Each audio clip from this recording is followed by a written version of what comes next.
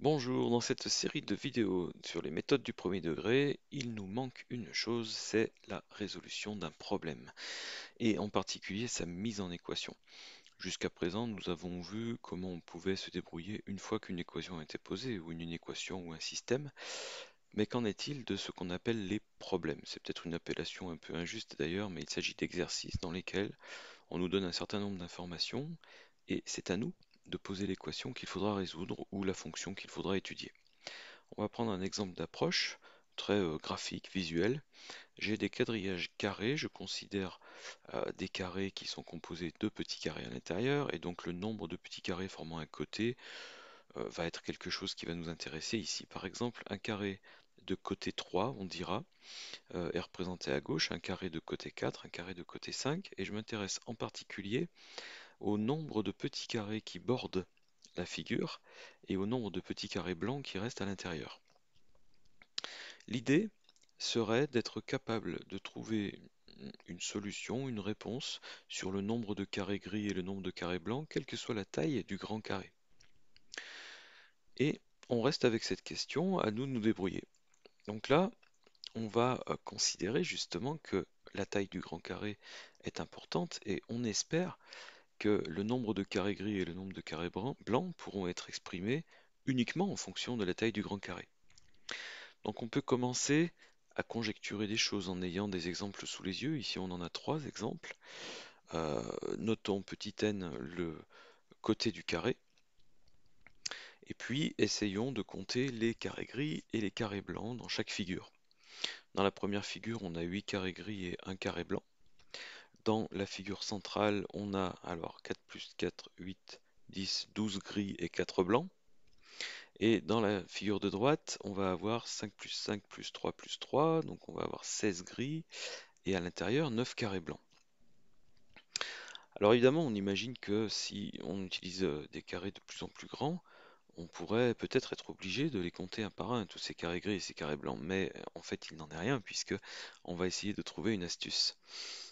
L'idée c'est peut-être que de se dire, bah tiens, s'il y a 3 carrés de côté, donc figure de gauche, on peut les compter d'une certaine manière, ces carrés gris qui bordent la figure.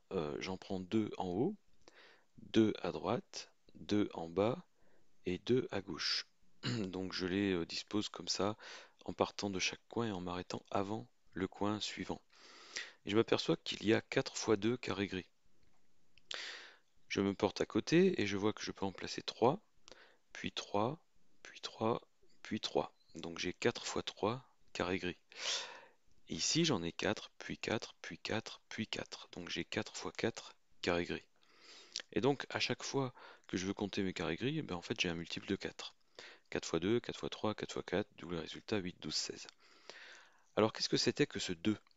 Eh bien, c'était le côté du grand carré moins 1. Le 3, figure centrale, c'est le côté du grand carré moins 1. Le 4, figure de droite, côté du grand carré moins 1. Et donc, d'une manière générale, je peux conjecturer que en multipliant n-1 par 4, j'aurai à tous les coups le nombre de carrés gris. Donc ça, c'est une première chose. Une deuxième chose, pour les carrés blancs, est de constater que les carrés blancs forment une zone elle-même carrée, donc ce qui est quand même assez sympathique, et que la largeur du carré blanc vaut la largeur du grand carré moins 2, systématiquement. Et que donc le nombre de petits carrés blancs vaut n-2 au carré. Alors voyons, avec n égale 3, je vais avoir n-2, 1 au carré 1. Effectivement, il y en a un. Avec n égale 4, n-2, 2 au carré 4. J'en ai 4. Avec n égale 5, n-2, 3 au carré 9. Ça a l'air de bien fonctionner. Et effectivement, c'est ce qu'on va prendre pour les carrés gris et les carrés blancs. Donc on a constaté que effectivement, ça devait forcément se produire comme ça, quel que soit le côté du carré. Donc maintenant, on peut se poser la question suivante, qui est à partir de quelle taille du grand carré le nombre de carrés gris va devenir inférieur au nombre de carrés blancs, si toutefois ça peut se produire. Inférieur ou égal, voilà, ou jusqu'à quand ça reste supérieur. Pour l'instant, c'est supérieur, hein. 8 gris, 1 blanc, 12 et 4, 16 et 9. Mais une fois qu'on a des formules générales, on peut se poser la question pour tout n. Et la réponse à la question correspondra à une valeur de n ou une famille de valeurs de n en particulier.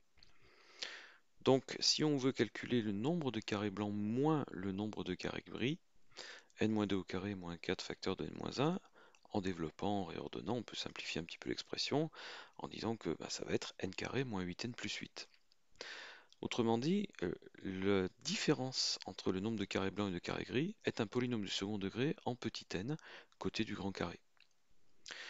Et là, on sait étudier, logiquement, le signe d'un polynôme du second degré.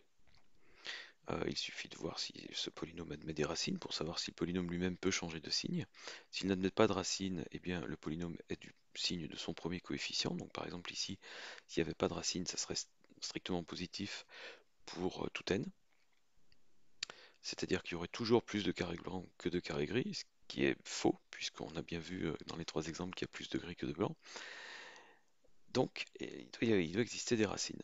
Les racines, si on les calcule, valent environ 1,17 et 6,83. Ça veut dire que pour les valeurs de n qui sont 2, 3, 4, 5, 6, on se trouve entre les racines, et que donc à cet endroit-là, le polynôme est de signe opposé à son premier coefficient, donc négatif. Et donc pour n égale 2, 3, 4, 5, 6, on a effectivement un nombre de carrés gris supérieur au nombre de carrés blancs. Mais partout ailleurs, c'est le contraire. Si je me place à n égale 7 ou 8 ou 9 ou plus jusqu'à l'infini, alors je suis sûr que mon polynôme est positif et que donc il y a plus de carrés blancs que de carrés gris. Donc on l'a bien vu, hein, on part d'un cas concret donné, il faut nous-mêmes finalement sélectionner ce qui va être notre variable dont tout le reste est censé dépendre, si toutefois on a un problème suffisamment simple pour n'être qu'à une seule variable. Et à partir de cette variable, on écrit toutes les quantités qui nous intéressent. Donc ici, nombre de carrés gris, 4, n-1. Nombre de carrés blancs, n-2 au carré. Et enfin, on écrit la fonction ou l'équation qui correspond à notre objectif, à une question qu'on se pose. J'aimerais bien que le nombre de carrés blancs soit supérieur au nombre de carrés gris, donc je calcule la différence et j'étudie cette différence. Voilà, donc on a ici les conclusions. Et on va passer donc à une généralité et puis à un autre exemple. Euh, la généralité, c'est celle-ci. En fait, quelle est la méthode générale? Euh, Je lis avec vous, en amont de la réalisation de calculs, de la résolution d'équations ou encore de l'étude d'une fonction, on peut avoir à traduire dans un premier temps un cas posé concret en langage mathématique afin de le résoudre. Et c'est exactement ce qu'on a dû faire juste avant. La première chose à faire, c'est de repérer là où les variables, qui vont devenir ensuite des inconnus, dans la question finale posée. En fait, la question qu'on se posait dans la diapo précédente, c'était à partir de quelle taille du grand carré il va se produire quelque chose. Donc ce qui m'intéresse, c'est la taille du grand carré et c'est en fonction de ça que je veux écrire les choses. Donc ça, c'était ma variable, c'était petit n. On doit commencer par ça. Donc on commence par choisir la variable en regardant la question finale posée et surtout pas en regardant le corps de l'énoncé qui contient toute une foule d'informations. Deuxièmement maintenant, on repère les informations intéressantes de l'énoncé qui, a priori, dépendraient de cette variable. Donc on écrit des relations ou des contraintes, tout dépend du type d'exercice, et surtout, toujours en utilisant la variable. Ensuite, ces diverses relations, ces diverses grandeurs intéressantes, écrites en fonction de notre variable, on en fait quelque chose où on reformule la question posée, et là je reste très évasif parce que ça dépend vraiment de la question posée, ce qu'on peut appeler en général la fonction objectif, c'est-à-dire quelle est la quantité que l'on va devoir étudier.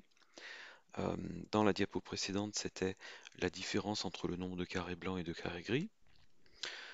Ce qui va nous donner finalement une équation à résoudre, ou une inéquation, ou une étude de signes, ou l'étude d'une fonction dont on va chercher le maximum. Bon, ici c'était une étude de signes d'un polynôme du second degré. Voilà ce qu'on avait sous les yeux. Et donc, on fait la résolution mathématique du cas.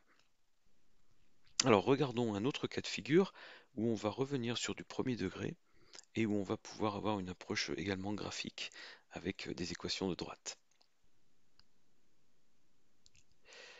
C'est l'exercice dans mon document, si vous allez sur mon site web, 349, de la série méthode du premier degré.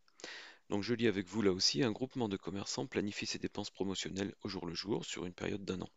Il sait qu'au début de l'année, donc pendant un certain temps, une dépense de 180 € par semaine suffit. Mais qu'à la fin de l'année, encore une fois d'une durée indéterminée, il faudra dépenser 400 € par semaine. Par contre, pour l'année, le budget dont on dispose est de 14 000 €. Donc il faut dépenser 180 € par semaine, puis 400 € par semaine, pour dépenser en tout 14 000 €. Donc nous considérerons des dépenses régulières hein, pour ne pas corser, on va dire, l'exercice. Et puis notre objectif est évidemment de déterminer à quel moment il faut passer d'une dépense de 180 € à une dépense de 400 € hebdomadaire. Alors il y a plusieurs façons d'aborder le problème ici. En tout cas, si je regarde la question finale, déterminer à quel moment il faut passer à une dépense de 400 €, eh bien, c'est ce moment-là qui m'intéresse, donc je vais avoir tendance à l'appeler x et à en former ma variable pour résoudre le problème de la manière la plus directe possible. Donc, je vais appeler x ma variable, le nombre de semaines écoulées depuis le début, à partir du moment où on va se mettre à dépenser 400 € par semaine. Et donc, je vais raisonner ici, dans cette première méthode de résolution, en dépense totale. Quelle a été la dépense totale dans la première partie de l'année? Eh bien, il s'est passé X semaines à 180 € de dépenses par semaine, donc 180X. Quelle est donc la dépense totale dans la deuxième partie de l'année? Une année compte 52 semaines, donc le nombre de semaines où on va dépenser 400 €, c'est 52 moins X. Je vais dépenser 400 € pendant 52 moins X semaines. Et la dépense totale, on le voit avec notre budget, donc maintenant on va rechercher d'autres informations dans l'énoncé, doit être égale à 14 000. Donc voilà comment on peut mettre ce problème en équation. Il suffit maintenant de résoudre cette équation. Je développe, je regroupe les termes en x et ainsi de suite. Et donc, je finis par découvrir que 220x égale 6800 et que en fait le résultat qui n'est pas un entier ici, mais peu importe, 30,91 semaines. Donc on pourra arrondir à 31 semaines, pourquoi pas, puisque ça nous fera dépenser en tout un tout petit peu moins de 14 000 €. Voilà, donc il y a 31 semaines dans la première période, ça veut dire après coup qu'il y a 21 semaines dans la seconde période. Je reprends l'énoncé et maintenant je vais essayer de construire un système et puis je vais pouvoir faire une représentation graphique avec. Alors cette fois-ci, ma variable x pardon, ne représente pas forcément le moment précis où on va dépenser 400 €, mais plutôt le nombre de semaines écoulées depuis le début de l'année, et je conserve ça comme une variable. Je le fais évoluer de 0 à 52. Donc là, on n'a plus affaire à une inconnue, mais vraiment à une variable, et on va essayer d'écrire la dépense totale réalisée en fonction de x à la semaine tout au long de l'année. Ce qui est donc une manière de réfléchir légèrement différente d'auparavant. La dépense totale réalisée, en tout cas en dépensant 180 € par semaine, eh bien c'est une variable y qui vaut 180 fois x. Si x égale 2, y égale 360, si x égale 10, y égale 1800, bref, y1, ici, c'est quelque chose qui va évoluer à un certain rythme. Bon, mais on ne sait pas pendant combien de temps. Deuxièmement, je sais bien que dans la dernière période de l'année, la dépense va évoluer à raison de 400 € par semaine. Donc j'ai une pente ou un coefficient directeur ou un coefficient de proportionnalité, appelons-le comme on veut, c'est la même chose, qui est égal à 400. Ma dépense totale depuis le début de l'année, dans cette deuxième version, ce deuxième rythme de dépense, vaut 400 fois le nombre de semaines écoulées, en tout cas le nombre de semaines écoulées dans la deuxième partie de l'année, plus une certaine ordonnée à l'origine que je ne vois pas trop. Alors, je sais par contre que à la fin de l'année, quand il se sera écoulé pile 52 semaines, je veux avoir dépensé pile 14 000 €. Donc dans cette expression, je sais que si x égale 52, y doit forcément aboutir à 14 000. On le réexpliquera en voyant le graphique, hein, pourquoi on a fait ça exactement. Mais en tout cas, cette information-là, me permet de trouver ce fameux nombre b qui, ici, après calcul, vaut moins 6800. Alors, qu'est-ce qu'on est en train de faire? Je viens de trouver finalement deux équations de droite. La première qui donne donc y1 180x. Euh, je ne sais pas à quel rythme, enfin je sais à quel rythme on va dépenser l'argent au début de l'année, mais je ne sais pas pendant combien de temps. Donc je trace une droite et non pas une demi-droite. On verra ensuite. En partant évidemment de 0, de l'origine de mon repère, c'est-à-dire qu'à 0 semaine, je n'ai encore rien dépensé. 0, 0. Bien, maintenant, je sais que à la fin de l'année, au bout de 52 semaines, je veux avoir dépensé 14 000 euros. Donc j'ai une deuxième droite où l'évolution des dépenses se fait à un rythme plus soutenu, pente 400,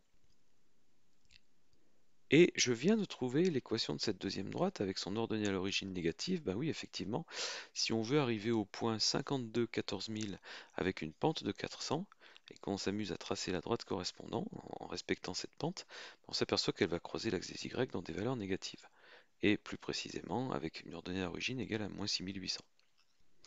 Alors, vous voyez que cette deuxième méthode de résolution, elle est plus complexe que la première, où on avait une simple équation à résoudre.